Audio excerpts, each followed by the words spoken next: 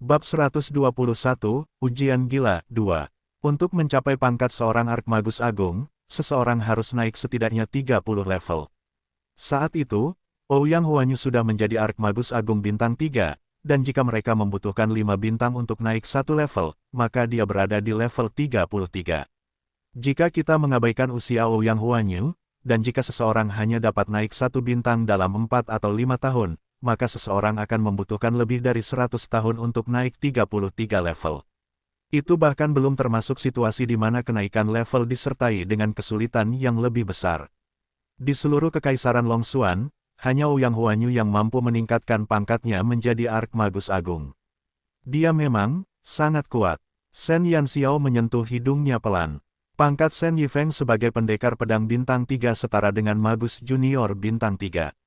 Dengan prestasinya, keluarga burung Vermilion telah memujinya sebagai seorang jenius.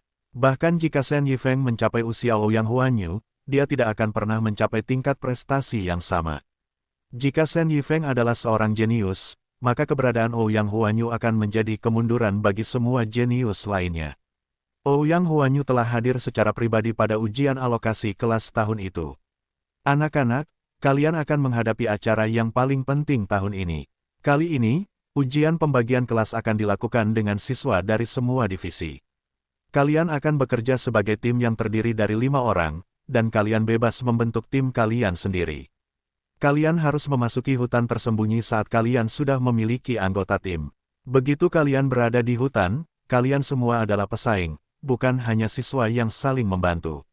Setiap anggota tim akan memiliki satu lencana khusus, dan tujuan dari ujian ini adalah untuk mendapatkan lencana sebanyak mungkin dari tim lain. Ujian ini akan berlangsung selama 7 hari, dan selama 7 hari ini, kalian harus melindungi lencana kalian sambil berusaha merebut sebanyak mungkin dari siswa lain. Lencana adalah chip untuk nilai ujian kalian.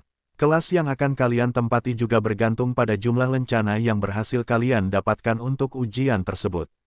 Jika semua orang dalam tim telah kehilangan lencana mereka, atau jika jumlah siswa yang memenuhi syarat untuk kelas umum melebihi batas, maka kami akan menghitung nilai kalian berdasarkan durasi kalian berhasil mempertahankan lencana kalian. Penjelasan Ouyang Huanyu segera menyebabkan keributan di antara para siswa.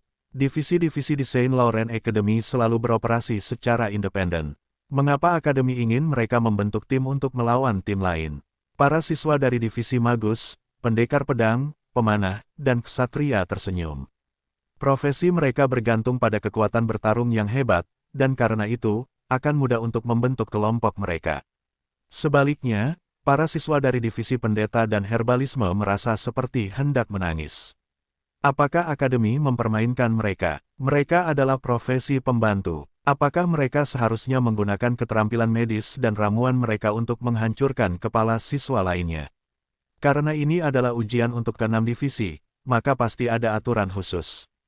Ouyang Huanyu tersenyum ketika melihat keadaan para siswa. Tim kalian harus memiliki setidaknya satu siswa dari divisi pendeta dan divisi herbalis. Selain itu, hanya boleh ada maksimal 2 siswa dari profesi yang sama. Perkataan Ouyang Huanyu langsung menimbulkan gelombang keributan lainnya. Aturan tambahannya, tentu saja, adalah mengikut sertakan seorang pendeta dan seorang dukun ke dalam tim.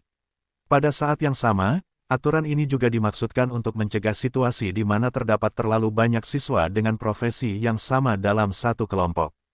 Semua orang terdiam beberapa saat. Mereka jarang berhubungan dengan siswa dari divisi lain. Jadi bagaimana mereka bisa menemukan anggota kelompok mereka? Bab 122, Ujian Gilat 3. Para siswa dari divisi pendeta dan herbalisme merasa tenang ketika menyadari bahwa mereka tidak akan dibantai secara sepihak dalam ujian tersebut. Aturan ini menarik. Tujuan dari ujian ini bukan untuk menguji kekuatan siswa. Sebaliknya, untuk menguji kemampuan mereka dalam bertarung dan bekerja sama. Shen Yanxiao mengernyitkan alisnya. Pada saat itu, setiap divisi di Saint Laurent Academy beroperasi secara independen, dan mereka tidak saling mengenal. Setelah mereka lulus, orang-orang yang akan mereka temui, tidak diragukan lagi, juga berasal dari profesi yang berbeda. Saya yakin Ouyang Huanyu ingin para siswa memiliki pemahaman yang lebih baik tentang profesi selain profesi mereka sendiri. Tang Nazi tertawa, dan tawanya sangat jahat. Shen Jue, kita pasti akan masuk ke kelas ungu kali ini. Kepercayaan diri Tang Nazi meroket. Kenapa? Shen Yanxiao melirik Tang Nazi yang percaya diri karena dia benar-benar tidak tahu dari mana kepercayaan dirinya berasal. Bodoh, ada 5 orang dalam satu tim. Berapa banyak dari kita yang ada di Pantom? Tang Nazi tertawa lagi. Shen Yanxiao segera memahami pikiran Tang Nazi. Selain mereka berdua, ada juga Qixia, Yan Yu, dan Yang Xi di Pantom. Tang Nazi dan Shen Yanxiao adalah dukun sementara Yan Yu adalah seorang pendeta. Secara kebetulan, tim mereka mematuhi aturan dan ketentuan ujian. Plus, poin yang paling penting dari semuanya. Kecuali Tang Nazi dan Shen Yanxiao, 3 bajingan lainnya adalah anggota paling kuat di divisi mereka. Seberapa kuat tim yang dibentuk oleh 3 siswa terbaik di divisi mereka? Mereka akan mampu mengalahkan pesaing mereka dalam sekejap. Mata Shen Yanxiao langsung berbinar. Dia bertanya-tanya apakah perasaan senang yang dirasakannya itu adalah kegembiraan yang dikabarkan terjadi saat seseorang menumpang pada orang lain. Tang Nazi tidak ingin membuang waktu. Dia segera menyeret Shen Yanxiao untuk mengeluarkan Qixia, Yan Yu, dan Yang Xi dari kerumunan setelah Ouyang Huanyu selesai berbicara. Tak seorang pun dari mereka merasa keberatan dengan keputusan pembentukan tim di antara mereka berlima. Sebuah tim yang kuat telah terbentuk begitu saja dan siswa-siswa lainnya menyaksikan kejadian itu sambil berlinang air mata. Mengapa mereka begitu tidak tahu malu? Satu saja dari mereka sudah cukup untuk mengalahkan tim lain dalam sekejap, tetapi mereka tetap memutuskan untuk membentuk kelompok bersama. Seolah-olah mereka ingin memotong peluang tim lain untuk bertahan hidup. Bagaimana mereka melanjutkan tesnya? Para siswa lainnya berharap mereka dapat menerkam dan menyerang para pelajar super yang tak tahu malu itu. Akan tetapi, mereka juga takut dengan kekuatan kolektif mereka. Jadi, mereka hanya bisa menggerutu dan berjongkok di sudut, seolah-olah menunggu jamur tumbuh di atas mereka. Akan tetapi, tampaknya tim Shen Yanxiao bukanlah satu-satunya kelompok yang tidak tahu malu di sana. Cao Su, Meng Yiheng, Qian Sani, dan Sangguan Xiao tampaknya juga telah mencapai kesepakatan di antara mereka. Mereka bahkan berhasil menarik seorang siswa terbaik dari divisi Magus untuk membentuk tim kuat yang tak tertandingi. Dalam waktu singkat, 6 orang peringkat atas dari 6 divisi telah diambil. Hal itu menyebabkan siswa lain segera mengambil tindakan. Tanpa mempedulikan keakraban, mereka dengan cepat menarik siswa lain ke dalam tim mereka, asalkan mereka adalah ahli dengan level yang sama. Murid-murid dari divisi pendeta dan herbalis adalah yang paling menyedihkan. Karena mereka tidak dapat menimbulkan kerusakan apapun selama pertarungan, murid-murid lain akan dengan senang hati meninggalkan mereka. Itu jika tidak ada persyaratan untuk memasukkan mereka ke dalam tim mereka. Gara-gara aturan itu pula, tim-tim dominan lain langsung menyabat siswa-siswi dari divisi pendeta dan herbalis. Hal itu menyebabkan sejumlah mahasiswa baru dan senior mendapat nilai yang kurang gemilang, dan mereka berkumpul satu sama lain untuk membentuk kelompok-kelompok yang berisi orang-orang berbakat biasa. Sebelum tengah hari, seluruh siswa di alun-alun telah berkumpul dengan teman satu timnya. Sebelumnya, para siswa dipisahkan berdasarkan divisi, tetapi saat ini, mereka dibagi berdasarkan tim. Kelompok yang paling menarik perhatian adalah tim Shen Yanxiao dan Meng Yiheng. Namun, mereka bahkan tidak akan bisa tersenyum segera setelah itu. Bab 123 Perkelahian Massal 1. Setelah memastikan bahwa semua orang telah menemukan tim, Ouyang Huanyu tersenyum dan berkata, "Bagus sekali." Untuk menjaga keseimbangan di antara setiap tim, kecuali siswa herbalis, semua orang di sini harus mengonsumsi ramuan. Ramuan ini akan menekan kemampuan kalian tergantung pada kekuatan yang kalian miliki. Artinya, semakin kuat kalian, semakin besar pengaruhnya terhadap kalian, dan efek negatifnya juga akan semakin kentara.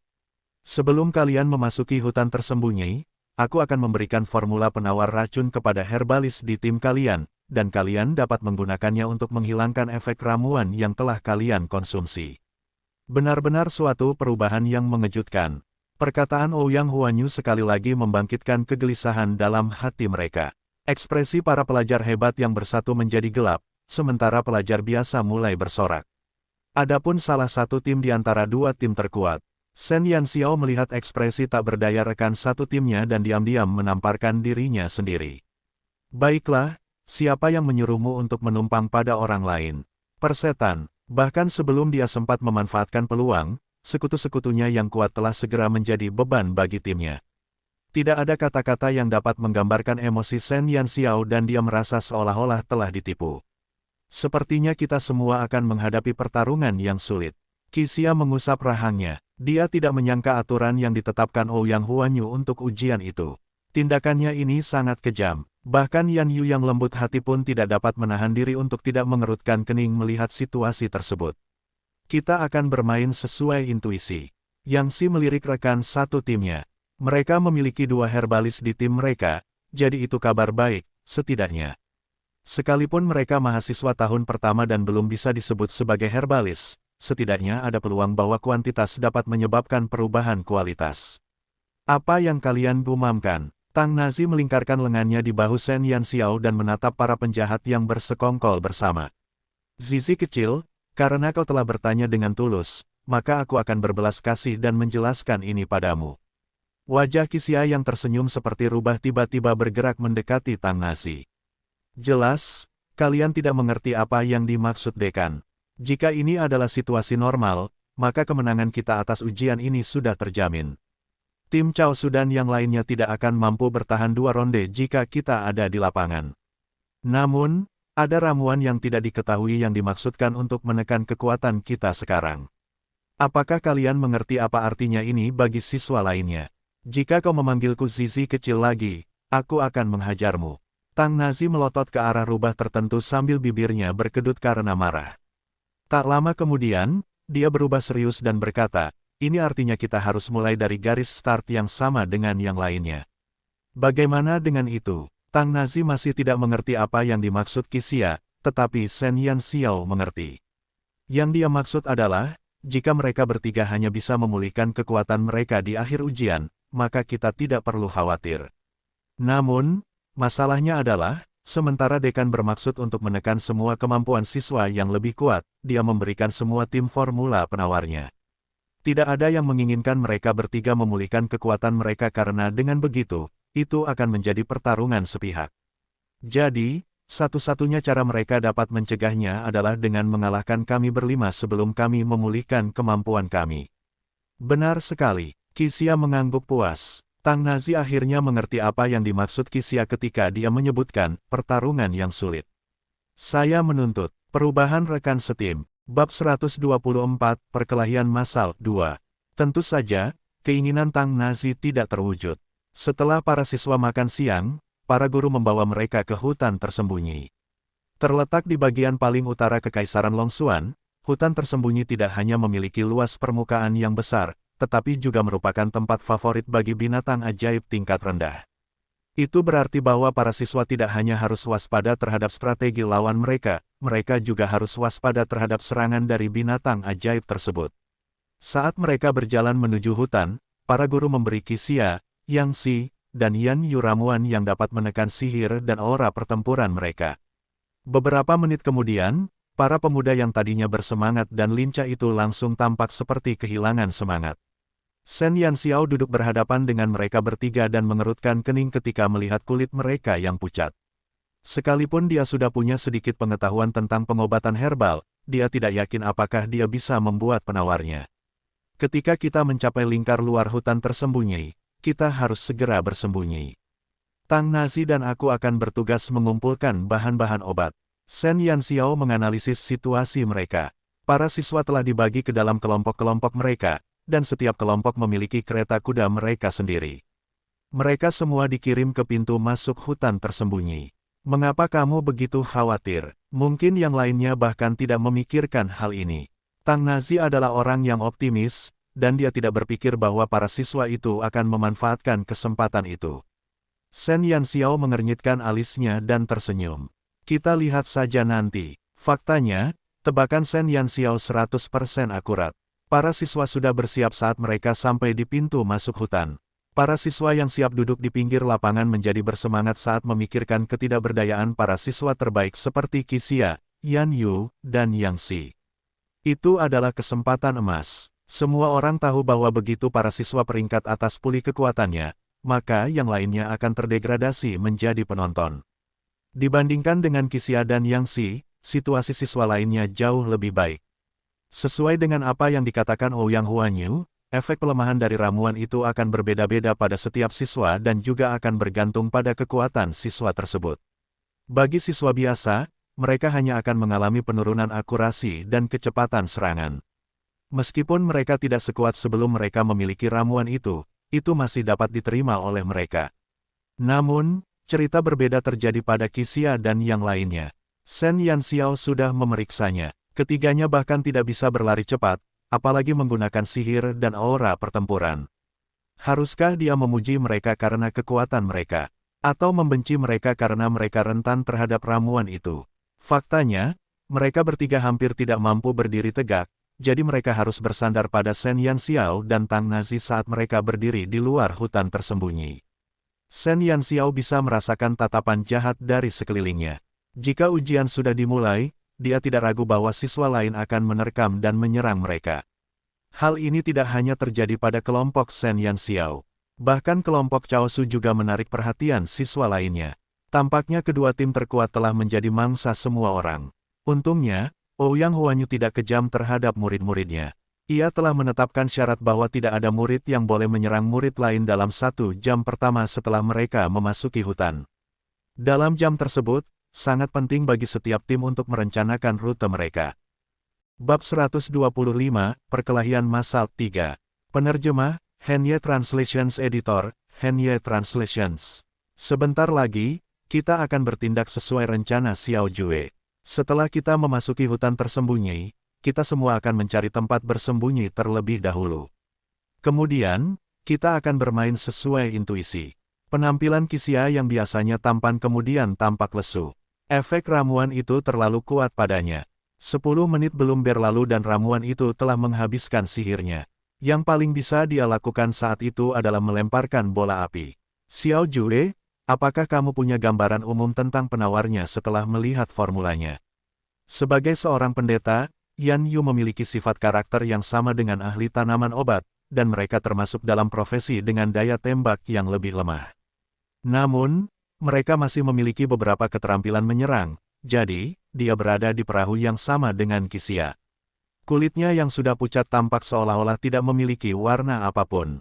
Shen Yanxiao menatap formula di tangannya, dan ekspresinya tidak begitu optimis. Tidak untuk saat ini, aku hanya melihat ramuan-ramuan ini di buku-buku. Karena kita akan membuat ramuan di hutan tersembunyi, kita pasti bisa menemukan bahan-bahannya di sini. Berkat pengaruh Tang Nazi, anggota lain juga menganggapnya sebagai bintang yang sedang naik daun di divisi herbalis. Bagaimana mungkin dia berani mengatakan kepada mereka bahwa dia baru belajar pengobatan herbal selama sebulan? Tidak perlu terburu-buru, durasi ujiannya 7 hari, jadi kita masih punya banyak waktu. Selama kita bisa menemukan lokasi yang aman, aku yakin kau bisa membuat penawarnya dengan kemampuanmu. Tang Nazi tampaknya benar-benar lupa fakta bahwa dia juga seorang herbalis saat dia menatap Shen Yanxiao dengan percaya diri. Shen Yanxiao hanya bisa tersenyum tak berdaya, tetapi tak seorang pun tahu seberapa besar ia mengumpat dalam hatinya. Saat ujian dimulai, ribuan siswa Akademi Saint Laurent bergegas memasuki hutan dalam kelompok yang terdiri dari 5 orang. Shen Yanxiao sudah berencana untuk segera bersembunyi di dalam hutan lebat sehingga mereka punya cukup waktu untuk menyusun rencana. Namun, saat dia berbalik, bibirnya berkedut. Qixia, Yan Yu, dan Yang Si bagaikan kakek-kakek yang datang untuk bertamasya saat mereka berjalan perlahan memasuki hutan tersembunyi tanpa rasa urgensi apapun. Puluhan siswa Saint Laurent Academy mengikuti dari dekat di belakang mereka. Niat para pelajar itu jelas. Mereka ingin mengambil tindakan terhadap kelompok Shen Yanxiao segera setelah masa perlindungan 1 jam berlalu. Shen Yanxiao telah menebak dengan benar. Tampaknya para siswa itu juga memiliki kenalan di tim lain, dan mereka telah membuat rencana mereka segera setelah Ouyang Huanyu mengumumkan peraturan. Mereka tahu bahwa ada 2 tim yang harus mereka singkirkan secepat mungkin. Tim pertama adalah tim yang mereka ikuti saat itu, dan yang lainnya adalah tim Chaosu. Meskipun kedua tim itu adalah rival dalam ujian itu, semua orang tahu kekuatan kolektif kedua tim itu.